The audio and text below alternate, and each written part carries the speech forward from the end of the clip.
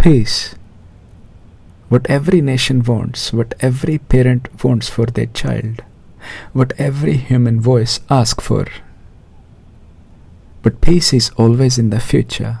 It is always something to be made, earned, agreed upon, fought for. It turns into deals, into rules, into giving in and talking it out. Lines are drawn, terms are made, people are lost and laid to rest. But if peace is made, can it ever last?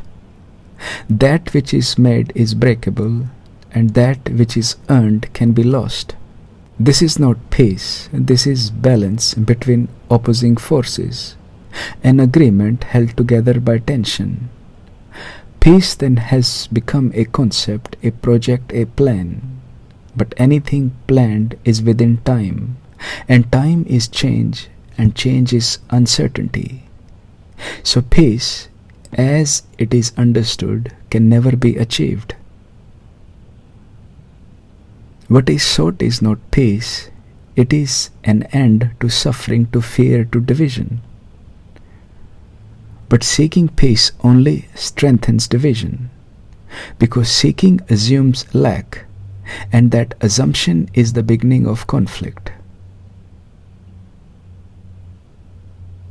There is something deeper than peace, something without opposite, not stillness versus chaos, not harmony versus war, but something which remains untouched, even when the war breaks out, even when the heart aches, even when a world is coming to an end.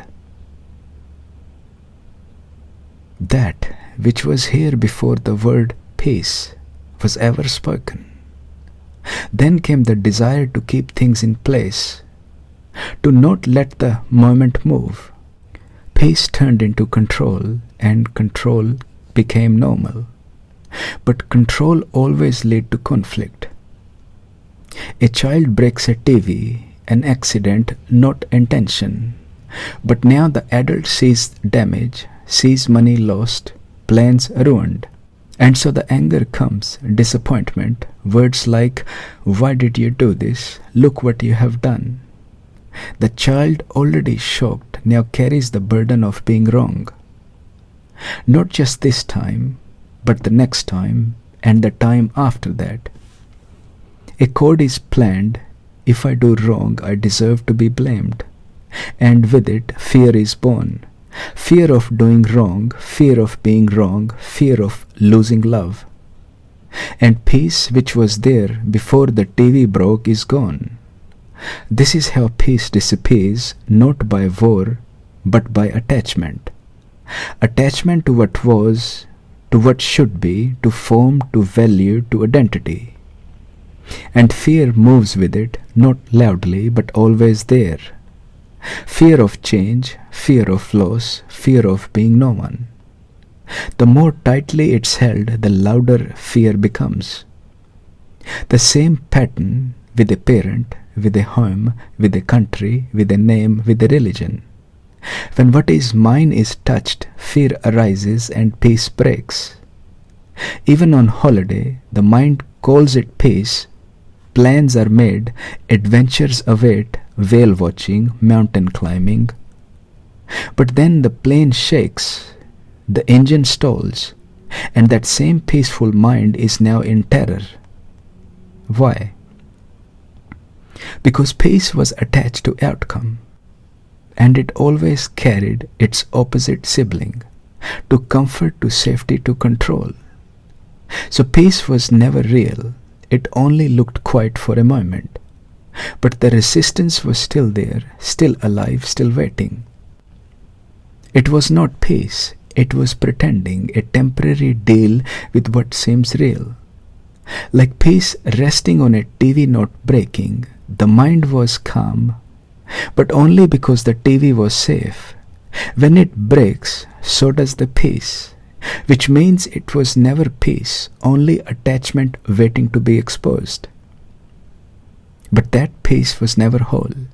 It lived in expectation that the flight would land, the rooms would be ready, the road would be safe. It was tied to things going well. to nothing going wrong. So when the engine stutters, or the booking fails, or the map misleads, peace shatters. What was called peace was just comfort, just control. And when control slips, so does the calm. Real peace cannot be broken by broken plans.